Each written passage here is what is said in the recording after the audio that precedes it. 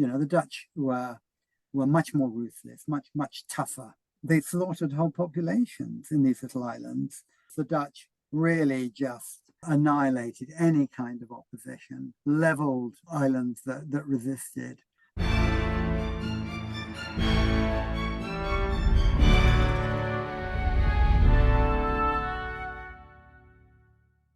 Hello.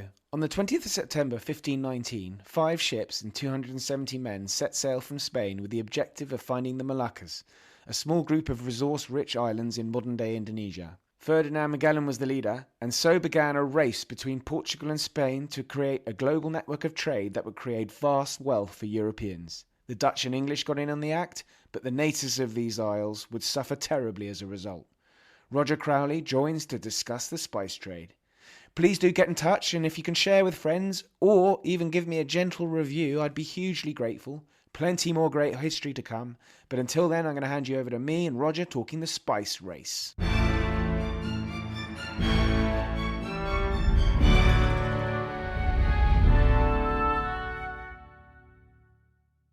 Roger Crowley, welcome to the podcast. It's so great to have you on. Thank you. Thanks, Oliver. It's great to be here, although I'm here and you're there. Yes, indeed. And Roger, it really is a real pleasure because you're one of the early authors to join this little venture. And you've now produced this new book, which is, I think, the second book with us. But I'm very excited to be talking to you about spice, the 16th century contest that shaped the modern world. And so this is a fascinating area of history that I think I must confess, Roger, I'm not in any way au fait on this at all, and don't think we've done any episodes at all on the podcast, so this is a new ground and very exciting and gruesome and gory it is too. But I thought I would just kick things off. The title of the book is Spice, so obviously that means the commodities of spices, and we're talking about the early modern period, so the early to mid 16th century. Why were spices so important to people in Europe? I think it remains baffling to us today, and indeed remained baffling to some people at the time. Spices have a deep cultural history. We can go back to the Romans, you can go back way before that and find cloves in the Middle East and so on. Looking at it kind of superficially from a European point of view, is I think they just cheered people up in terms of providing a kind of a hint of luxury in a humdrum world. They were the ideal commodity for trade because they're very lightweight. They preserve reasonably easily on long voyages. They bring that flavor of the Orient into people's lives. And they somehow grasp the imagination of people. It was the thing to do if you were a wealthy person to have dinner parties with cloves or nutmeg or whatever. And but they were culturally, as far as Europeans were concerned, there was a long supply chain to get here. But they've been culturally important in kind of building communities and transportation networks across the East, across the Indian Ocean. And in that way, they've been kind of a vector of all kinds of other things like religion, spreading Islam across the Indian Ocean, back and forward. But we were at the very end, we, the Europeans, of this supply chain. They were extremely expensive, so expensive at times that they're kind of more valuable than gold to people. But when we look back on it, we still shake our heads, I think, and say that this is kind of part of the long haul out of the misery of the Middle Ages, I think, was to some extent tied up with this luxurious, high value, high status commodity that kind of added a gleam to people's lives. And so if you were, we'll get to the supply chain and the origin of these spices soon, but what sort of levels of society were actually consuming these spices back in Europe? Were they the super wealthy? As you said, it more expensive than gold in some cases. It was the super wealthy, absolutely. Yeah, if you wanted to show off at your dinner party anywhere in London or Paris or somewhere, if you scattered nutmeg in the middle of your meat courses, and of course you get those a mixture of spices and meat, which comes down to things like mincemeat and so on now. They were the party show-off item. So it was only the wealthy who had this stuff. Yeah, absolutely. And so, right, we're at the end of this large supply chain, and the origin of this supply chain, where the spices are from, is to Europeans at the time almost on another planet. But yeah, could you talk about a little bit where they came from? Well, yes. I mean, I think it was a great mystery to Europeans where they did come from. Marco Polo had been quite instrumental in talking out spices. And he'd seen spices in China, but they were been brought from elsewhere. The one or two early travelers who made it really, we're talking about the Malay archipelago, which is the huge scatter of islands from Malaysia through to Borneo, Sumatra, Java, and Indonesia. And in the middle of Indonesia, there were a very small group of islands called the Moluccas.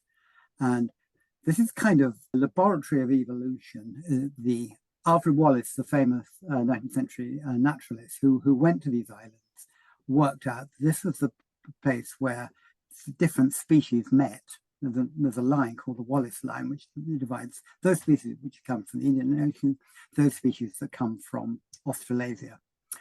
And within this extraordinary kind of lab, if you like, of species, there are only 5 islands, tiny islands in the world where cloves grew, and a few hundred miles south, about the same number of islands where nutmeg grew. And these were the only places on the planet where these things grew. And tracking down the sources of spices was actually rather a long game for Europeans. And it wasn't really till the Portuguese started making voyages and got as far as Malacca and the Malay Peninsula that they were in a position to kind of make the final journey, which they did in the early 16th century, about 1511, on ships through the archipelago to Java, Sumatra, and actually reach the Moluccas, the clove-bearing islands, and also the Bandas, which are the nutmeg-bearing islands. And so it's the two competing empires of Portugal and Spain at the time. Was it competition that drove each to travel to these places? Yes, it was. I mean, the Portuguese got there first, and then Spain, which was, of course, had already hit the Americas, were keen to get their hands on this stuff. So Magellan, who was actually Portuguese and defected to Spain, a lot of the best navigators. Portugal was a step ahead of Spain in terms of oceanic navigation for a short while. But there were some of the best navigators were Portuguese, and there was quite a level of defection to Spain because of job opportunities, if you could put it like that. So it's Magellan who sets out with a few ships, most of the crew of which are Spanish, is going to create some kind of problems, to find a barrier around the Americas, which he does through what are now the Straits of Magellan. He makes it to the Philippines where he's killed, but the Spanish make it to the Moluccas. And then over the next 30, 40 years, the Spanish and the Portuguese find an extraordinarily intense little micro war on these tiny islands, much to the detriment of the indigenous people, to try and get control of the spices. And tied up with this is this extraordinary geographical argument based upon the Tordesillas line, which was a notional line through the Atlantic created by a committee between Spain and Portugal, who had been fighting in the Atlantic. The issue was that both sides claimed that the line, when it went round the world, put the Moluccas in their half. And they had various ludicrous meetings to try and work this out, but they couldn't, because nobody could actually determine longitude effectively. They were pretty good at latitude by then, north-south, by taking declinations of the sun, but east-west, until somebody invented a maritime clock in the 18th century. And that very famous little book, Longitude, brings that about. Nobody could really determine where this notional line, it was like hunting for a mysterious physics particle, some quark that, and both claimed that the line ran on their side of these islands. So we see about 30 or 40 years of intense kind of fighting on a very small scale, very few people, but very intense. And the issue for the Spanish was that they could sail across the Pacific, but they couldn't sail back. So they really started to map the Pacific Ocean. They got to Moluccas, but they couldn't work out the winds that would take them back to Mexico, which is in effect where their expeditions set out from. In the process, you see the world being linked up geographically from both ends, the Portuguese coming from the east, the Spanish coming from the west. And so really, obviously, Magellan's crew, the few who made it back, had demonstrated that the world was spherical. And so in the process of this competition, obviously, they started to fill in huge areas of knowledge. And you start to see an explosion of cartography going on in the 16th century as they try to keep pace with the explorations that they made. And from there, you start to get jumping off points. The Portuguese go to China, where they get pretty well roughed up by the Chinese because they don't understand Chinese protocol. But in the end, are given a tiny little bit of land, Macau, which to trade, and they make it to Japan. The Spanish in time will found Manila in the Philippines. And these places are going to become axes of global trading networks, incredibly important, really, in the process of, developing trade, knowledge of the world. I think David Abulafia calls this the age of acceleration, where in the 16th century, really in about 50, 60 years, they filled in a huge number of gaps in our knowledge of the planet, of its people, of its trades, of its languages, and of its cultures. And at the same time, you see the development of printing start to disseminate this stuff at incredible speed. I think they've estimated that the 16th century saw something like 200 million books printed, which is probably more writing than had ever been done by anybody with a stylus on a wax tablet or on a block of stone in the whole of human history up to that moment. And a lot of it went into cartography, into globes. People could now see the world. They could spin it round for themselves. Somebody produced a kind of a pocket atlas. You could, sort of mini atlas, sort of about the size of a book, so they could hold the world in their hands. And this explosion of knowledge that you see that comes out of this exploration of the offshoots that come from the initial drive to obtain the spice trade leads Shakespeare at the end of the 16th century, say in the Merry Wives of Windsor, "The world is mine oyster, and I with mine sword will open it." This opened up the world about between 1511 and 1571, 60 years. They filled in so much of the world, starting off from the spice thing and then moving outwards throughout Asia and in all sorts of directions. The English, who managed to get the services of Sebastian Cabot had been the chief, what they call the pilot major in Spain, in charge of all exploration. They managed to bag him. Sorry to interrupt you, Roger, but these navigators or pilots are highly sought after then. And is it almost like a sort of Premier League superstar being signed by their talents can open up your country to a whole new market.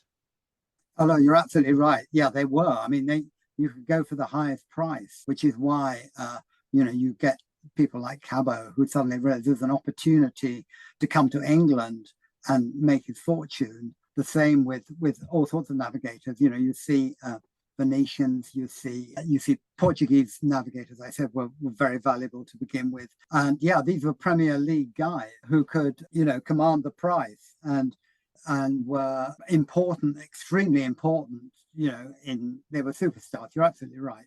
And you could command a price and take their secrets with them. And were they in command? We're not talking armadas here. I mean, they're actually not a huge amount of ships on some of these expeditions. No, it's really between about 3 and 5, actually. Yeah, they're pretty small ventures, and you don't have vast numbers of ships. The attrition rate is extraordinary. Magellan sets out from Seville with 295 men, and 15 make it back. And the weird thing was, and this is why it's impossible to understand the mentality of people in the 16th century, some of them volunteered to go and do it again. And you think, you know, you think these people are different to us. What were they doing? They're kind of throwing themselves off the edge of the world. Particularly on the first voyages when nobody had been there. What were their thoughts? What did they? They were obviously driven by desire. I mean, I think people have nothing look for something. And suddenly, in terms of the ordinary crew. But you do think. I mean, once you've done it once, and it was absolute hell, really, crossing the Pacific. 3 months without seeing, or 60 days without seeing a single island. Limited diet, scurvy, a lack of vitamin C. Death rate. I mean, everybody.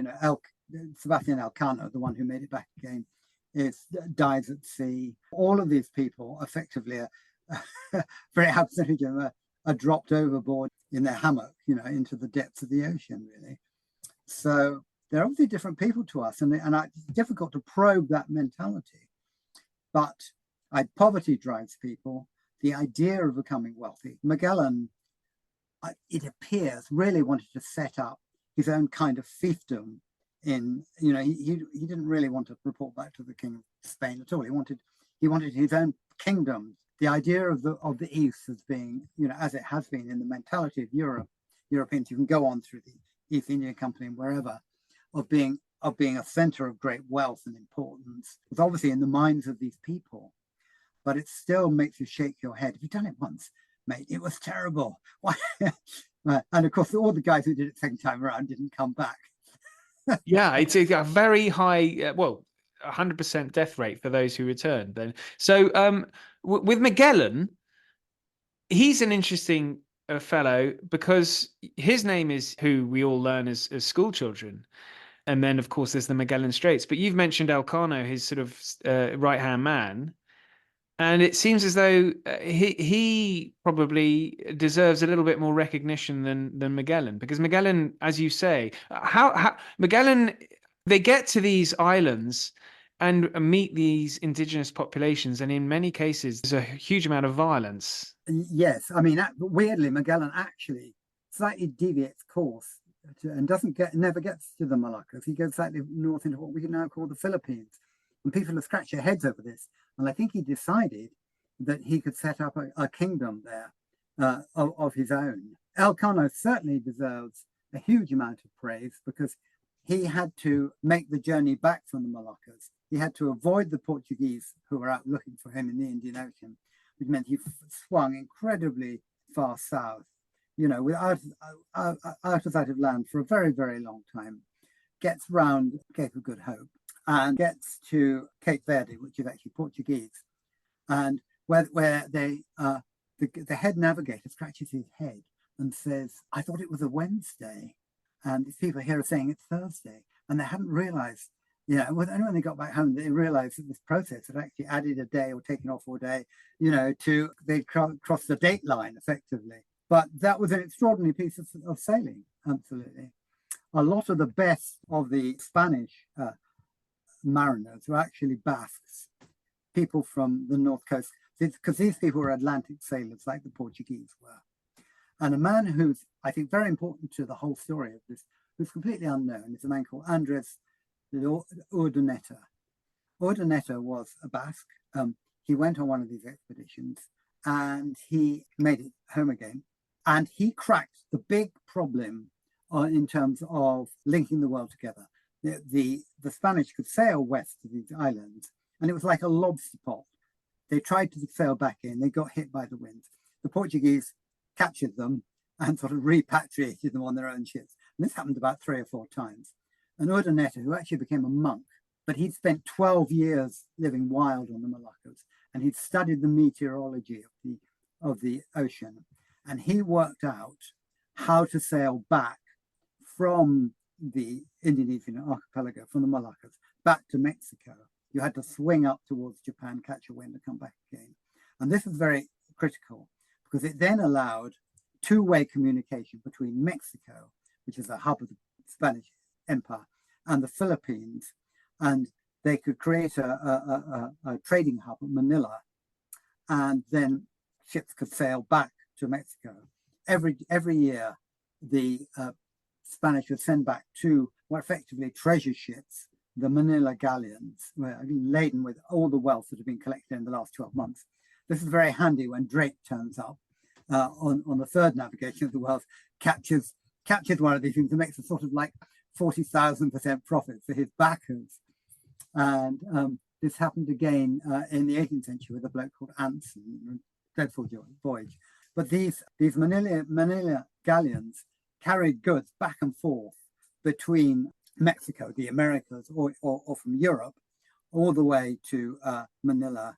And then they could be traded with China. And then you get this great web of trading going on from all directions, from the east and from the west, the Portuguese, the Spanish, from Mexico. And at that point, you've linked up the whole of the world in terms of trading through a series of nodal hubs. You might have Macau, Manila, Malacca, Goa. Going the other way, you'd have Mexico. Then things would be portaged across the Isthmus of Panama to a place called Veracruz, then back across the Atlantic to Seville. Seville became massively wealthy for a while in the 16th century with all this gold flowing in, and also silver. When the Spanish discovered silver in Peru in about 1550, they created the mother of all get-rich, boomtown cities. They created a city of about the size of London. People just swept in this huge mountain of silver, and about something like 80,000 people lived there to about 13,000 feet. And the silver was very important to the Chinese because they decided to tax everybody in silver. So effectively, Europeans exported silver to China and imported back all the manufactured goods of China then as now, really, particularly Ming pottery and porcelain, incredibly attractive. If you're a Portuguese nobleman, you could order a dinner set from China with your coat of arms on it, by 1550. Really? The Chinese artisans would put the coat of arms on? Yeah. You want it, you can have it. Yeah. I mean, and it's fascinating to see this continuity. This huge city in China where they manufacture porcelain, and nobody could replicate it for a long time. And you can find, with Arabic inscriptions on these things for the Ottomans. There's a fantastic collection of Ming china in the Topkapi Palace in Istanbul. How long have I got to talk about all this stuff? Oh, it's quite wonderful. I'm enjoying it, so I assume the listeners are. Safe to assume. I think. And then you get extraordinary things. The Chinese valued silver more than gold, so you could get quite involved in arbitrage, where you could have some silver in Europe, which is not as valuable as gold, turn it into gold, take it to. I mean, it's a little bit more complicated. You've got all these chain of things to go through, and take it to China and double your money. So there's all this stuff going, and you're starting to get some cultural penetration into China and certainly into Japan. The Portuguese introduced firearms into Japan in 1542, and it actually reshaped Japan. One shogunate managed to get control of almost all Japan in the 16th century. And weirdly, and this is an unusual thing in the history of technology, the Japanese then abandoned firearms because they believed in the samurai culture. It wasn't kind of quite the thing, if you want to, it's all about swords and, people being incredibly brave. And it was all a bit cowardly to shoot people for a distance. But all these ripples are spreading around the world. And of course, with it goes the movement of crops in all directions, and, food stuff. Tempura, the fried vegetable dish in Japan, is actually Portuguese. Introduced by the Portuguese, and tempura is actually translation of Latin word tempora, meaning the times for fasting during Lent. So you're getting all this stuff going on. The Dutch will introduce opium a little bit later on. They'll certainly introduce smoking. That's very Dutch, actually, isn't it, Roger? Yes. Well, I don't think we should go too far down that road, because No. That's the next stage of development of what goes on in Moluccas. But so you can see globalization, and you can see there's a Jesuit in China in about 1580s, and the currency is silver, and it's just by weight. And he could see people, everybody had a balance, and they would weigh their silver. You can look at Vermeer's painting of Woman with a Balance in Holland, just about the same time, and she is weighing silver. And so you're getting all sorts of, cross-cultural, cross-economic, cross-genetic things going on. I mean, phyllo pastry and the samosa are both based on pastries which come from Morocco. And the Jesuits bring back into Europe balls from China, all sorts of stuff. So we're getting the change of genetic material. And at the same time, of course, you're getting dark stuff. You're getting diseases. Syphilis is introduced into the East, probably by Portuguese sailors. At the same time, you're getting crop improvements. I mean, the movement of crops into Africa from the New World changed the diet of Africa in a couple of hundred years. This is really getting going, really. Of course, underneath this, and you can't get away from this, is that what I'm telling is a European story. And the damage, it's very hard to level up the stories because, of course, there are no written records from the Moluccas at this time. And there were voices that spoke out, certainly in Spain, about the treatment of indigenous people. Well, let's talk about the treatment then, Roger, because I think this is something that the major cost to everything. Absolutely, yeah. I mean, the silver certainly went to China. It also went to buying slaves, and it really it enables the beginning of the slave trade by the Portuguese, probably from Rio de Janeiro. They smuggled, all silver was meant to go west, but they smuggled a lot of silver out. So these networks are really across the Atlantic as part of this whole process of moving stuff around. We're seeing the beginning of an Atlantic slave trade. There were, in the early 17th century, something like 20,000 enslaved Black people in Mexico. And a lot of these enslaved people really went to cough out their lungs in the mines, in silver mines. But the damage elsewhere obviously is felt in terms of disease. One man who spoke out was a Spanish monk called Domenico de las Casas. And he said, "Never in my life have I seen anything quite so terrible as what happened to these people." I mean, I think 90% of the indigenous people in areas of northern South America were wiped out by disease in a very short period. And if you look at Cortez, who was kind of a major cog in the wheel of developing the supply chain from Mexico to Indonesia and Moluccas and so on, the Europeans really would side with, among competing tribal groups, he would side with one group to wipe out the other group and then wipe out the first group. And that divide and rule strategy worked very well for Europeans throughout this whole period. I mean, it happened on a minor scale in the Moluccas, where there are these two islands, competing islands, which are only about 500 yards apart. This is micro wars. The Portuguese set up on one island with the people of Ternate, and the Spanish set up on the opposite island with the indigenous population of Tidor.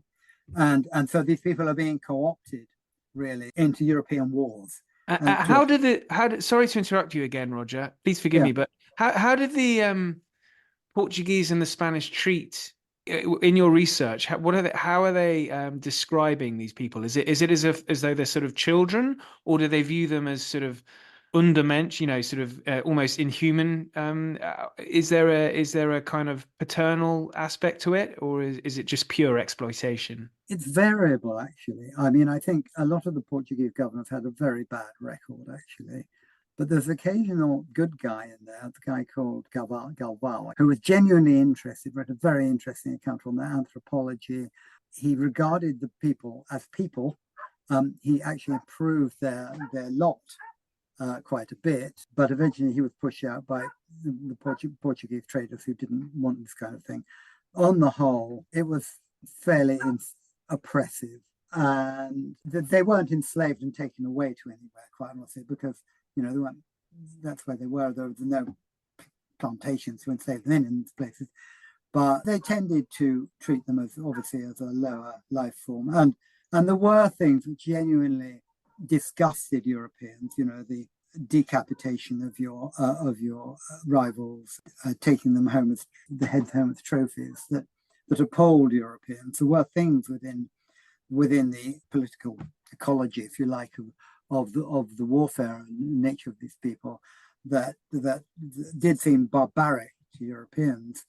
Obviously, what was barbaric to the people of the Moluccas is harder to detect because that they left at that time no written record, but they were very, very pleased to get the Portuguese and the Spanish off their patch, which they really had done by the end of the 16th century. Unfortunately, the Dutch come along, and the Dutch are really quite different. The Spanish particularly had a conversion mission. They sent a lot of religious orders over, and they did turn the Philippines into a religious world. The Dutch really were just after the stuff. They weren't interested in the converting people to Christianity. So both the Portuguese had a Catholic mission as to save the souls of these people. Thank you very much. As well as an economic one. The Dutch didn't. The Dutch were much more ruthless, much tougher. Is there a particular example of Dutch brutality? Yeah, the bandas. They slaughtered whole populations in these little islands. They created for themselves a complete monopoly of the nutmeg trade by either wiping out the plantations of the indigenous people or taking them over and reducing them to slavery. So whereas the Portuguese, the local people were still trading, and in the bandas, the Dutch really just annihilated any kind of opposition, leveled islands that resisted.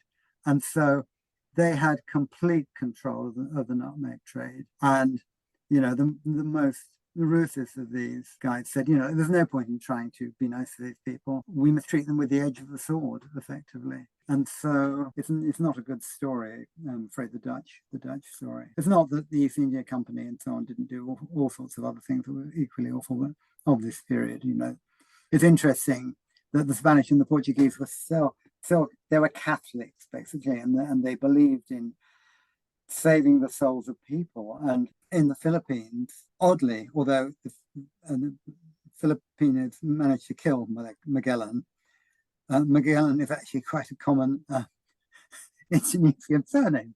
And there's a little figure of Christ that Magellan brought, which is the most revered statue of Indonesian Catholicism, So they, conversion was a big thing, really, for them. Portuguese tried in Japan, but in the end, they overplayed their hand and got killed. There's actually quite a good film by Scorsese, right?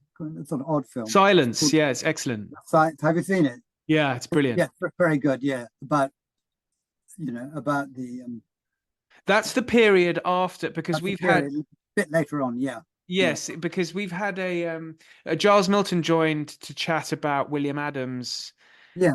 And it's interesting learning about how Japan sort of closed up after after the death of the shogun. So these are stories. This is an ocean of stories, really. Yes. That go in all directions, and this kind of explosion of knowledge, of connection, of people seeing people from the other ends of the world. The way you describe it, it sounds like it's as revolutionary as, I don't know, the internet, perhaps. Yes, it was in its way. Yeah, I think it was. I think, we have to say that this is the beginning of the ascent of Europe, and maritime sea power is really going to keep those countries that could sail effectively. Really, we're going to rule the world, large parts of the world, really, until whenever, 19th century, certainly Europe, really until USA comes along. The rise of Europe is tied up in this, curiosity to, and you might ask yourself, why did these miserable little countries in Europe need to go elsewhere. And I think one of the things that interests me really is that the French were very much of a laggard in this. And I think the reason was that countries like England and Holland and even Spain, Spain does not have, it's not fruitful in terms of natural resources. And they needed to go somewhere else. France is a very large country with rich agricultural land. It was a late player in the game of exploration, and caught up and had its own colonies and so on. But what drives these little countries? I mean, predominant in terms of maritime skill were the English and the Dutch. Really, these are people who had to go to sea because there ain't anything else for them, I suppose. Yes, and when one thinks about the size of Holland and the impact it's had, it's quite incredible. Absolutely, yeah, yeah. Well, this has been fantastic, Roger. I mean, this is really just a hint of what people can look forward to in the book. I mean, there's a fascinating story which we don't have time to go into, but the Portuguese don't have it all their own way, and the Chinese deal with them in a particularly brutal fashion. They do, and we also haven't got time to talk about England's attempt to sail to the east round Russia. Yes, that seems like a slightly optimistic way of doing it. Why did they do it? I left asking myself continuously, why on earth did they do it? Yes. Great, Roger. Well, this has been very enjoyable, and I'm racing through the book. It's so easy to read, which is, in the first instance, makes my job easier, but also it makes such a pleasurable experience. So thank you very much for joining me, and best of luck with the book. Thanks very much, Oliver. Thanks a lot. I enjoyed it immensely. Thanks so much for listening. Plenty more great history to come, so please do share. But until then, thank you and good night.